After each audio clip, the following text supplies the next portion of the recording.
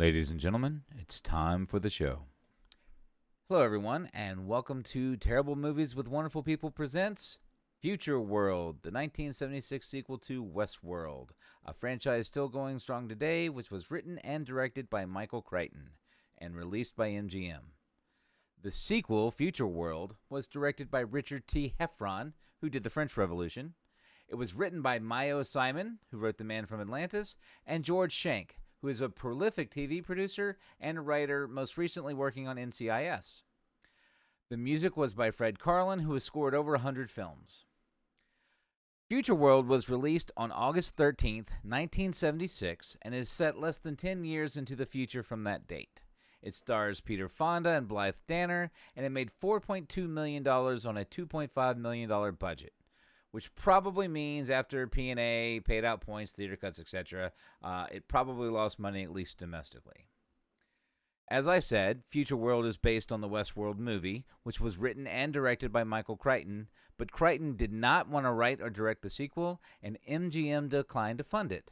They opted to make Logan's Run instead. The movie was released by AIP, and AIP later became Orion, and then Orion was bought by MGM, which is just an ironic aside. And currently, the rights to all Westworld properties belong to Warner Brothers. That is who's creating or producing the HBO show. Futureworld is steeped in film history. It was the last film by Yul Brynner and Angela Green. It was the first feature-length film to use 3D CGI. And Edwin Catmull, one of the founders of Pixar, did one of the two 3D CGI scenes that are used. It was also the first American feature film to be released in mainland China since President Carter opened up trade in 1979. It did actually win one award on 3 nominations. Blythe Danner won the Best Actress category at the Academy of Science Fiction, Fantasy, and Horror Films Awards that year. The producer, Paul Lazarus III, admitted the film was not good, but blamed most of the film's financial performance on AIP. The original Westworld was pretty universally panned by critics at the time, but it has been reevaluated. Currently, it's got an 85% on Rotten Tomatoes, but the contemporary reviews were not good. Even though it was panned, it did do well financially. It pulled in $10 million on a $1.2 million budget, which was pretty good. Futureworld, though, also got middling reviews. It currently has a 36% on Rotten Tomatoes, and it tanked horribly. So join me and 2 absolutely wonderful people. We have the Cinemistress, Carol Coles, and actor Jovan Roberts, as we discuss this terrible movie. All right, so that was the movie, and now it's time for quotes. I like to do some quotes before we talk about the movie, just because there's almost always something funny in what they said on screen. Almost always. So let me pull up the quotes here. First, we got, "You ain't never going to get rich being stupid. You will now shut up and do as you're told. Once you make it with a robot chick, I swear to God you want nothing else. Oh, no, sir, I'm a 500. I'm not programmed for sex. In Futureworld, nothing can go wrong, followed very shortly by nothing can go wrong. You must remember that I have been programmed for your pleasure. He's a 400. He's programmed not to stop us. Are you sure? No. No. Don't bother me. I've got an instinct for these things. Which equals just pushing all the buttons. You develop a taste for iron after a while. Better give her a moment. Real life is a shock after that. Hey, iron ass. And since we were supposed to do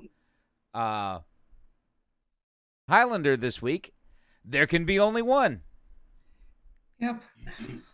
All right. So, and we got Jay Radmus also doing the lighting did not help with the clown. Jay Radmus likes the purple better. All right. I think everybody likes the "Are you sure? No" line. That's probably the best line from the movie. It's the most effective for sure. Yeah. All right. So if everybody doesn't know who we've got here, we have the Gray Cat. She's one of our regular wonderful people. And we have Jovan, who is one of our backup wonderful people. Yeah, I'll take that. He is a wonderful person who has agreed to step in since Jason has to drive from North Carolina to Alabama tomorrow morning. Anyway, welcome, Jovan. If you don't know who Jovan is from Mountain, California. He is a professional actor who has done some work that you can find online and is looking for more. So if you need an actor, if you need a tall, well-built, beautiful black man for anything, acting-wise. Yeah, I'll go find him. Acting-wise. Thank you, Mark. Thank you. Go ahead and pick him up. All right, so let's just get right down to it. The remote control test. Movie's on the screen. Remote control is in the hand. Does the movie stay on the screen? Carol. Hell no. Carol's a hell no. Jovan. Unless I want to go to sleep. If I want to go to sleep, it might help. The intrigue is there, but I think maybe after I get a sense of the world, it would probably be a no for me too. I would say this movie is actually close for me. It's close to watchable, but the thing that sends it to the unwatchable is the soundtrack. The rest of the movie is bad, but the soundtrack is horrible. So this has got this is a click it for me. I am changing channels. But it was actually pretty close. I don't hate it. It is a bit of a slog, but the idea is kind of neat. They didn't do enough with the actors. They didn't do enough with the people. They didn't do enough with the premise. It's called Futureworld. Yes. And it is called Futureworld. And it's pretty much set in the present time. Yeah. The present people. Yeah.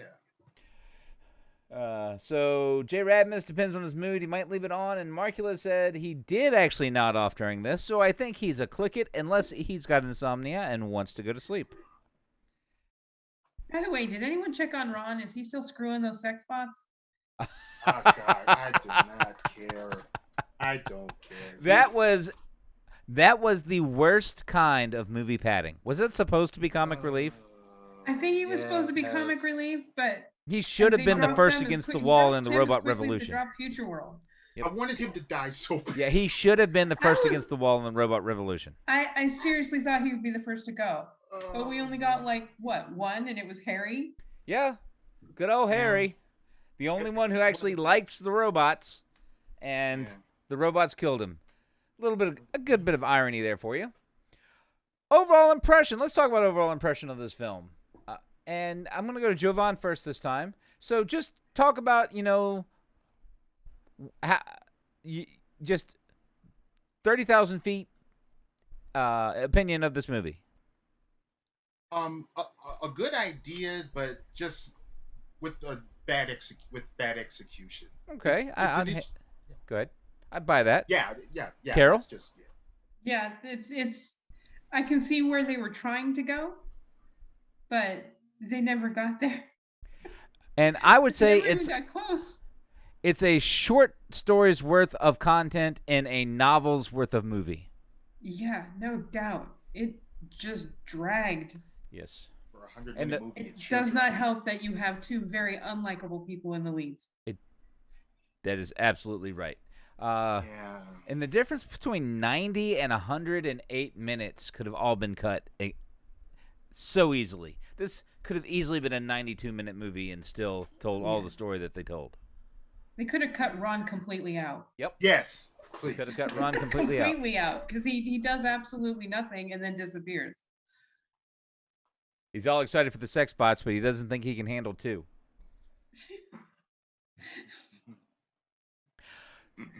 All right, so how about you guys in the audience? Ron liked the robots in his own way, and he needed more Japanese dude in Medieval World. It was Future World. What the hell were we doing in Medieval World? Why did we watch a fucking joust? Pardon my language. This is an 18 and up stream, by the way. But why did we watch a fucking joust? I don't know. Oh, and I thought the camera was going to do something to the robots, but that led nowhere. They kept dropping little cookie crumbs, and none of it went anywhere. No. All right. So, J. Radmus, my second biggest problem with the Ron scenes were how abrupt they jumped into and back out of them. That is very, very, very, very, very, very true. Mm-hmm. All right, so let's get to tropes. Tropes are not a good or a bad thing. They are a tool that can be used to tell a story, and they can be done poorly or they can be done well. Let's talk about some of the, and some of them are just tired and need to be retired. But let's talk about some of the tropes that we saw. And Grey Cat actually called a few out, but one, unnecessary tension between the leads. Women equals dumb. Yep, woman equals dumb. That I have that written down. Doubting the lead for absolutely no reason. He's giving you no reason to doubt him, but he's full of shit. We had zoom and enhance. I am so tired of zoom and enhance. That needs to go away. If you take a digital picture, you can only go to a pixel. You cannot go past a pixel. And when you get to pixel size, they're fucking squares. Just trust me when it would be easier and smarter to tell them what's up. You're spending more time convincing somebody to trust you instead of telling them what they need to trust you about. Then, if robots ever become in charge, they're going to replace the world with robots. We had a little bit of exposition as dialogue, but they were explaining the scene we were watching, and the scene we were watching was more effective than the dialogue. Which, that's just, my head almost exploded. I nearly had an aneurysm at that one. That was just terrible. Show, don't tell. Yeah. Well, they showed and they told at the same time for the edification of the dumb woman who can't keep up with what she's watching. This was what she's visually seeing at the present moment. These are some tropes that just need to go away. I know we're watching a movie from the 70s, so we can't make things from the 70s go away. But if you're watching this stream and you have any ambitions of being a screenwriter, a movie maker, or just write an online review of something, please make this one that go away. Woman equals dumb needs to go away. Exposition as dialogue needs to go away. Computers trying to save mankind from mankind by destroying mankind needs to go away unless you can come up with a creative way to do it. Yeah, it's just tired. But we saw an original and a copy fight each other, and you weren't supposed to know which was which came out from the result. What was the sequel or the next one in line from Prometheus in the Alien series called? Covenant? Yes, in Covenant. You saw the good robot fight the bad robot, and you don't know which robot won. That has been going on since the 70s, obviously. Mm-hmm. And it's still in movies today.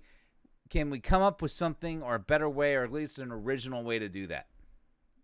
Or at least if you're going to do it, do the Covenant thing and leave it ambiguous so you don't know which one.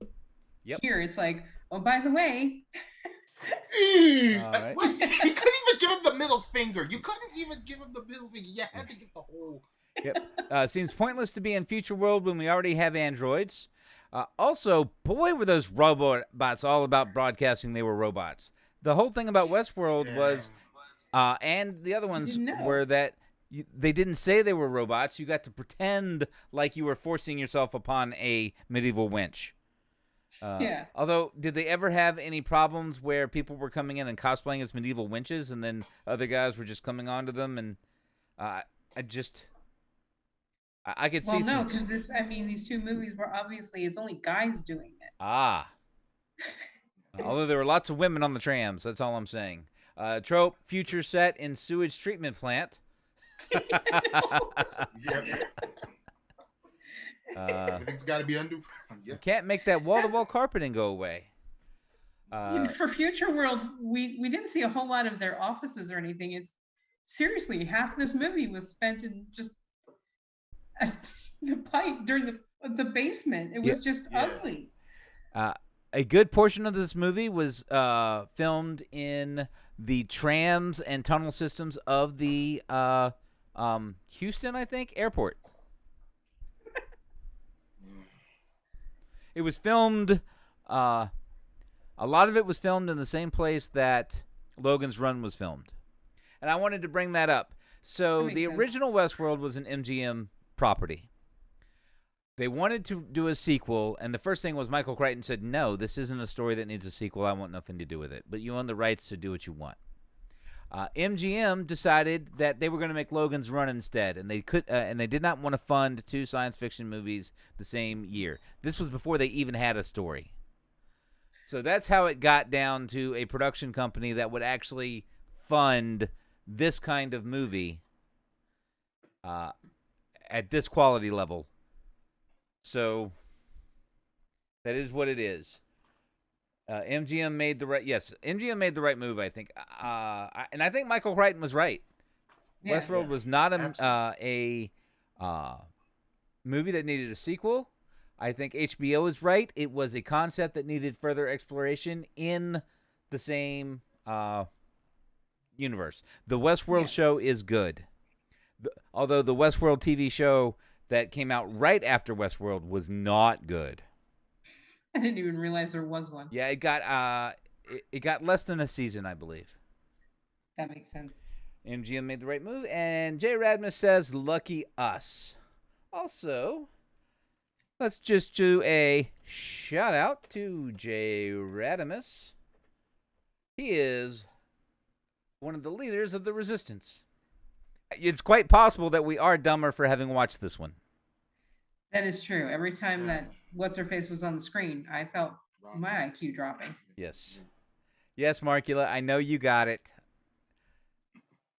I feel like I'm clever so seldomly that when I am successfully clever that I like to point it out. I don't know. Anyway, we're going to flip back to our normal panel questions.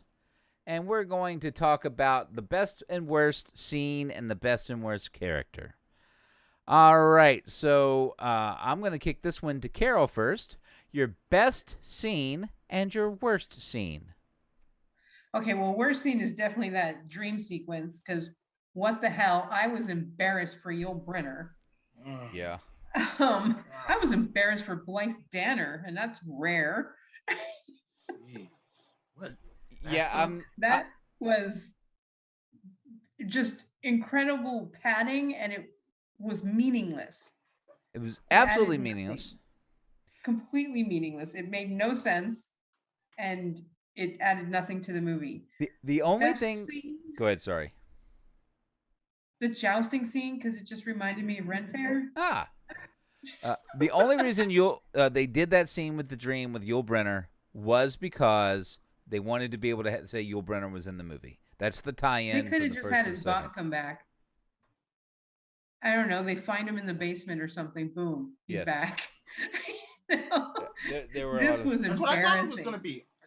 That's what I thought. I thought they were going to go into the basement or the ducts or something and find him or something. But no, you got this embarrassing dream sequence. Yes. What woman would actually agree to that? Oh, no, I have no idea. Would actually agree to that. Yeah, no one would actually. Oh, you actually get to see my dreams? No, that's not happening. Yeah, no, no, thank you. I don't even want to see them most of the time. Markula says that another movie trope we didn't talk about was all international guests travel in their international costume. Yes. Oh, yes. Oh, God. Yeah. Oh, why? That was horrible. You're absolutely right. That plane ride was embarrassing. That was just like, oh, wow, this was so made in the 70s. Yeah, boy, did they not successfully predict what air travel was going to be like in the 80s and beyond, did they? Nah, it was the best guess.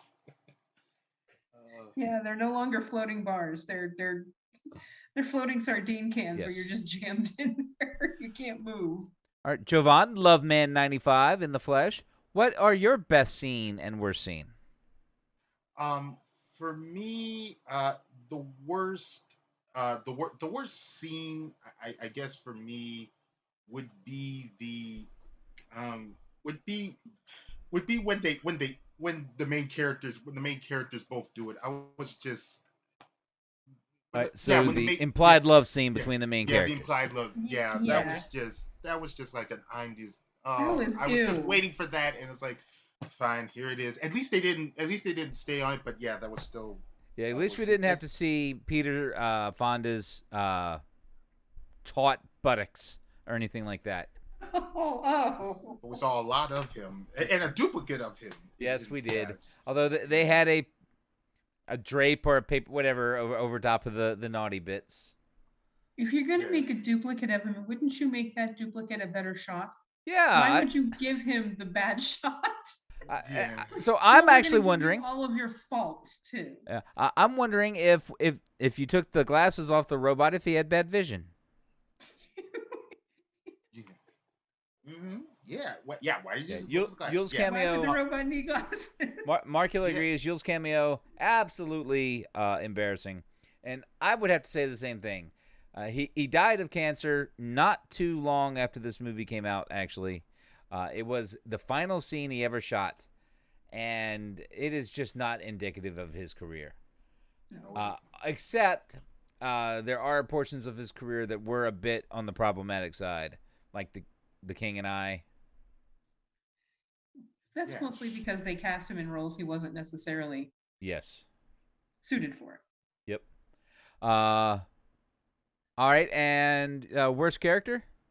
Oh God, Socks, or what's her name? Just Blythe Danner's character. All right. Now, yep, Blythe Danner's character is just terrible. Socks. Jovan, what about you? Do you have a worst character? Ron. Yep. Just all the way. He could have he's not needed, and he just needed to die. I was waiting for that. No. I was waiting for those sex bots to kill him.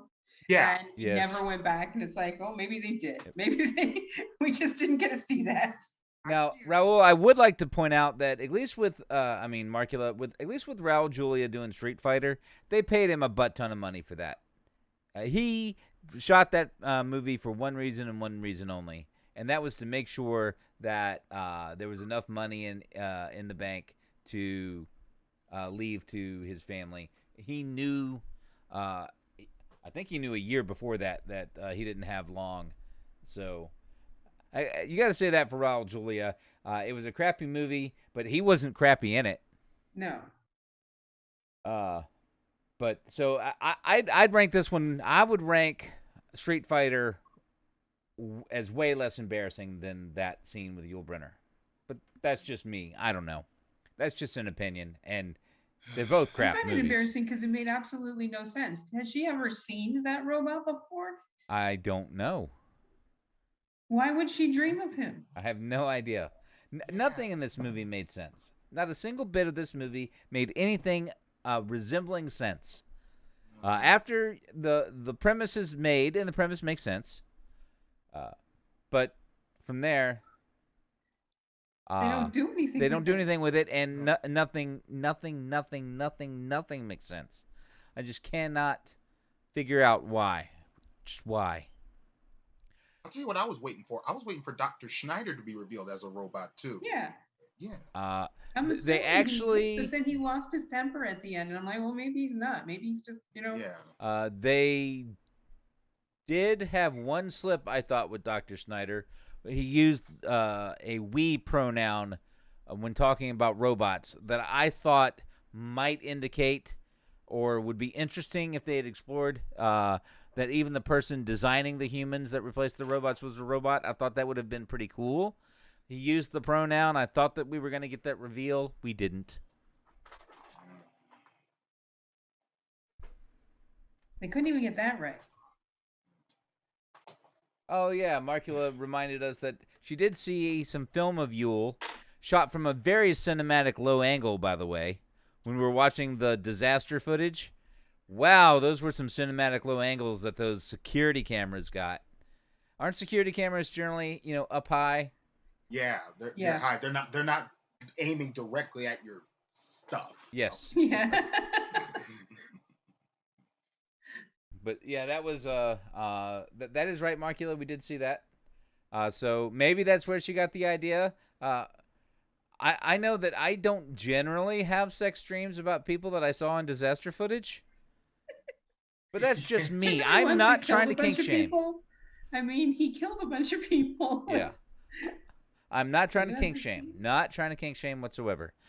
For me, the best scene.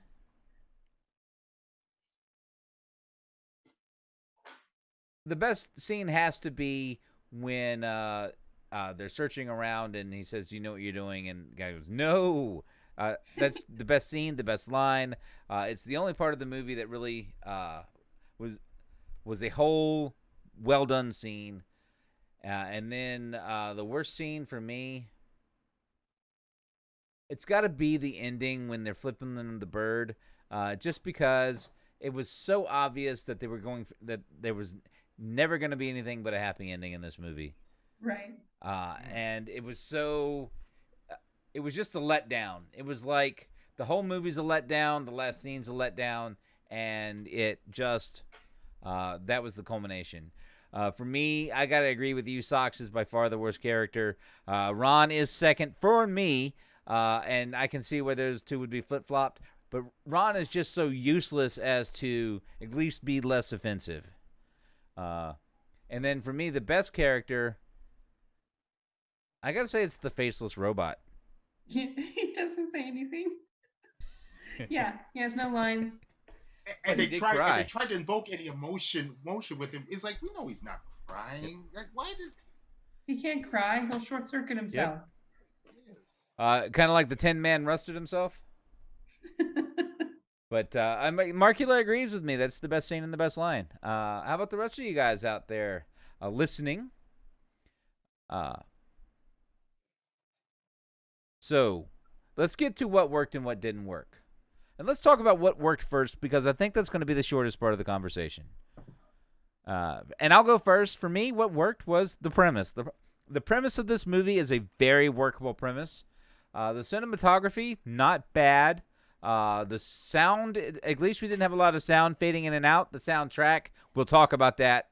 That does not work for me. But the sound itself, because we've had some movies where the sound was just atrocious. But yeah, it was a workable idea. The film itself was not poorly shot. And as Markula points out, Medieval World was actually fairly well done. Now, went to their local Ren Fair. Anybody want to add anything to that for what worked? I will disagree about the cinematography. I thought this was an ugly film. I thought this was an ugly film. I thought that dark. it was ugly sets, well shot. Yeah, I just, the premise is such that you think Futureworld, you don't think you're going to be watching 45 minutes of drain pipes. Yeah, you're right. I think the set, the location shots, all that was a bad decision. But we've had some where the scenes aren't framed in any way that makes sense. They're shot on the bias, or what are those called? Dutch angles. Dutch angle. Yeah. Yep. You see a lot of times where scenes just they're pulled in too close on one person's face. I thought that the director of photography did a decent job. It's the scenery itself was horrible, but at least you weren't distracted by how bad the shots were. And that's what I was trying to say. Okay. I agree with you that it is a ugly film. And that's part of what the really good shots and all that clarity brought to light was they picked a terrible, terrible, terrible, terrible set. Yeah. But what about you, Jovan? Anything else work for you? Yeah, I generally agree with everything. Yeah, that's really all that worked. Yeah, the premise is such a great idea. Yeah, it just wasn't executed all that well. I love the premise, and I generally agree with everything else. Do we like the robots try to save us from ourselves by destroying us premise still? I mean, does that need to be done anymore? That just keeps it's been done better in other films. It just god, and and then it goes into it was original for 76, I think, though. Markula's popping out. I will check you. I will catch you next week, and I'll see you the week after. Is that correct, Markula? Or are you going to be at Con Carolinas? I don't know if you popped out before I got to ask, but Also, when guys shot the robot, one shot didn't do it, but two shots did. yeah, one side of the sternum, then the other. I guess I don't know. Yeah. Maybe they hit a vital pump, or maybe they actually have a heart. I don't know. I don't know. It seemed like one, you know, they're indestructible except you can shoot them. As they say in Scream, shoot him in the head. In the head, Dewey. Yeah. But then you would know which one made it through. Yes. Because you get short, you circuits all over. Although she was smoking on the ground, so your abdomen was smoking, so you knew which one won that fight. So what didn't work in this film? Oh God. Just. I think the fundamental flaw of this film is that you have two very unlikable characters as your leads. Yeah, I'll take that. And after 5 minutes with them, I did not care. The editing was not great. The especially the flip back and forth between the different worlds, that was terrible. J. Radmus, we were going to talk about the soundtrack in a minute. It's going to get special consideration. The set design was terrible. As Grey Cat's already said, it is a butt ugly movie, and no amount of cinematography was going to fix the fact that they filmed the majority of this movie in catacombs. Yeah. And it didn't need to be. I think we got better scenery in the concrete spaceship with windows. Yeah, I think we did get better. They at least had like the nightclub on Future War and like what's her face's garden. Here you didn't. You saw the control room and you saw the pipes, and that was it. And the bar from Logan's Run. They stayed in. You saw the bar from Logan's Run. Yeah, with the very few bits of Future World that you actually got. And how stupid was Socks that she had? I thought they actually put us into orbit. I actually believe that. Oh my God! And she kept saying. All right. So, anything else didn't work for you? Besides the storytelling, the sets, the length, the editing. The length. This could have been shorter. Yes. The pacing and the padding. All right.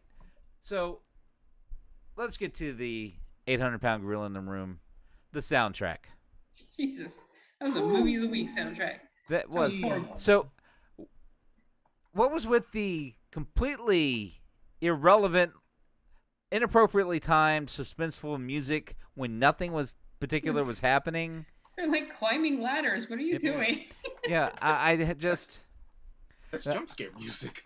The soundtrack of a movie, except with the exception of when they're playing songs with words, where they are trying to tie a song into an action. Case in point, Mannequin, Nothing's Gonna Stop Us Now, as she wraps her hands around his waist and they're taking off on the motorcycle. That music can soar as much as you want. But in general, the soundtrack of a movie should not become a character. That's my opinion anyway. And in this case, every time you notice the soundtrack, it's in a bad way.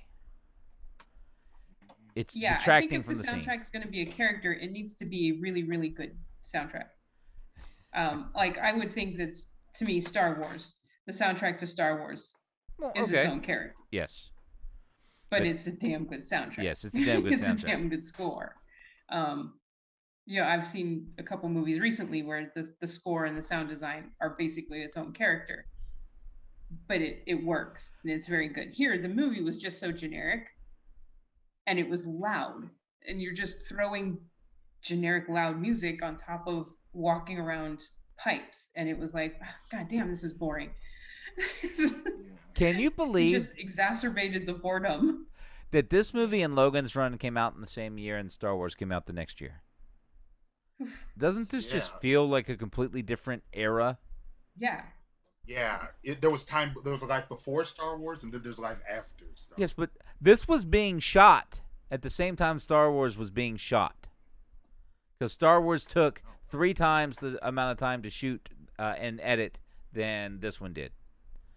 Star Wars was started in 1975. So was this one.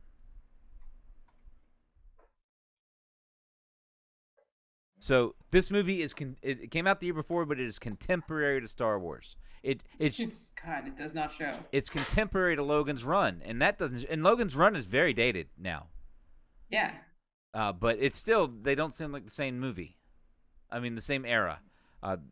This just seems like everything that was wrong with the 70s, and I'm not talking about movie making in the 70s. I'm talking about everything that was wrong with the 70s is in this movie.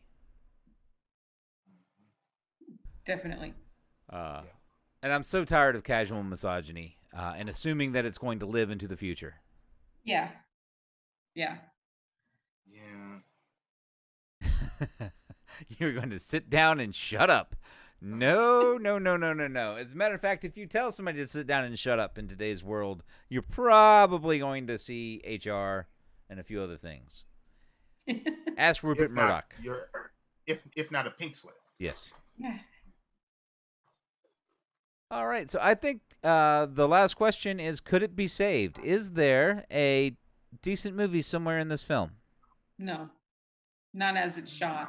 Not as shot. Not as it's set. They made so many bad decisions with casting and with the set that I believe, I agree, it's not savable. Is there a better film? You can make it more watchable by trimming a lot of the fluff out of it, but it's never going to be a good film. Yep, Ron can go away. You don't need any scene with Ron, period.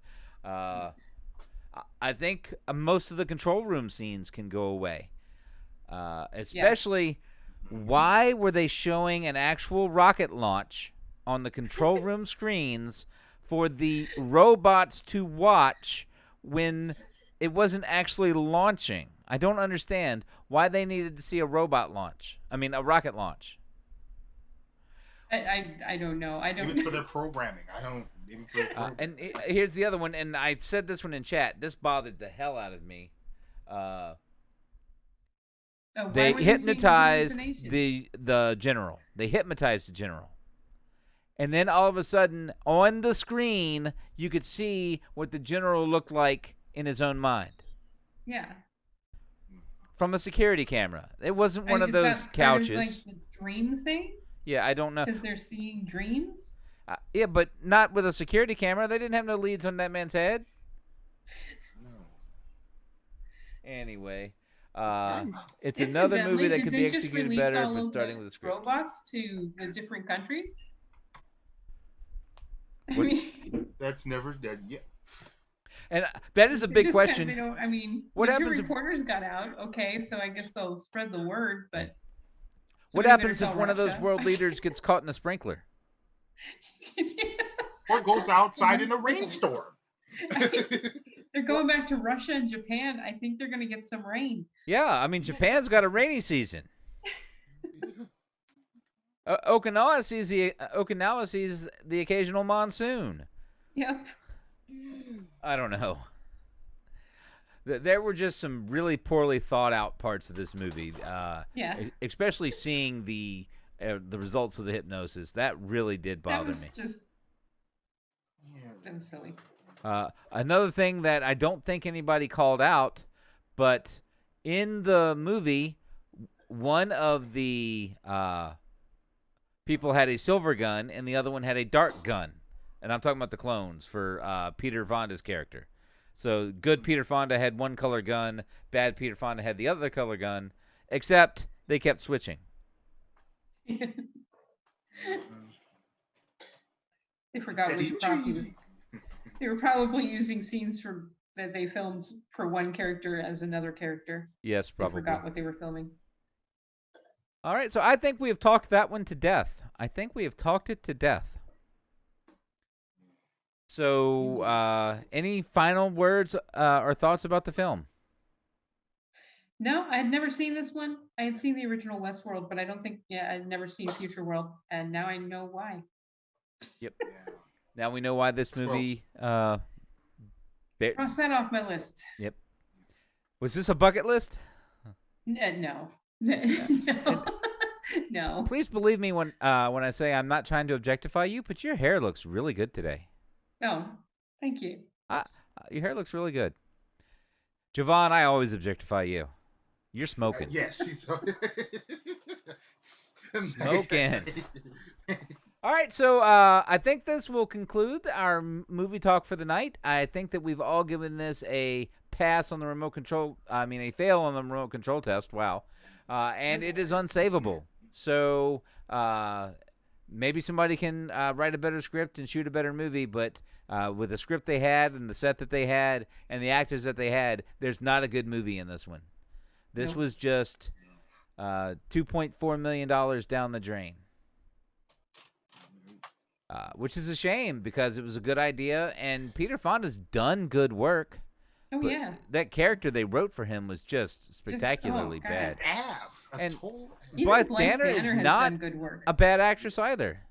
No, she's done good work, but here, oh my God, that character was just terrible. All right, so let's talk about where we're at. As far as me, I'll be at Con Carolinas in 2 weeks. Yep, 2 weeks from now, I believe. Yep. I've got, we just did karaoke last night. Karaoke was a smash. We had 10 singers, 5 rounds. We were on until almost 2 in the morning, Eastern time. It was an absolute blast. We had 2 new singers. I'm still trying to get Carol out there, but we might have to move it back a few hours if we're going to get her before she turns into a pumpkin. Yeah. I'm dragging as it is. Yep.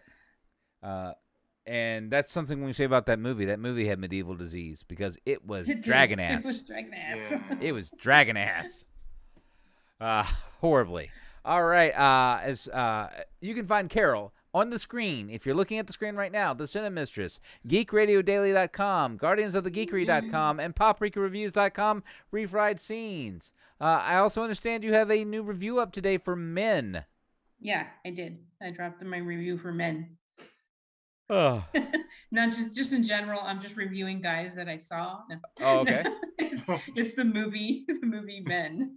Alex Garland's new. I spent a small portion of the afternoon with my wife and daughters, all agreeing how hot Benjamin Bratt is. The man is gorgeous. Did you see him? Yeah, not in person. My kids have decided to watch Modern Family from the beginning.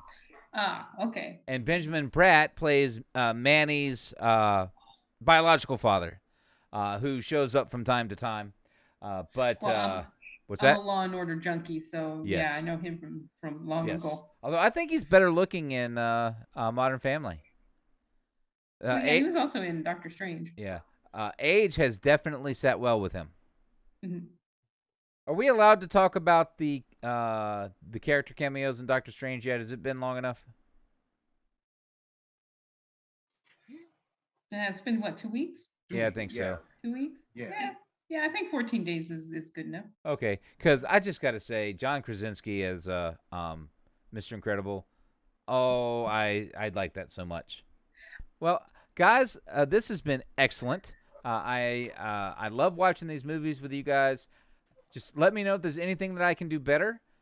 I'm trying to get down to where my interview style is I talk less, and I think I've gotten a little bit better at that over the last 18 months, or would you disagree? No, you're getting better. Okay. Yeah. Thank you, everybody, for watching, and if you made it this far, don't forget to like and subscribe.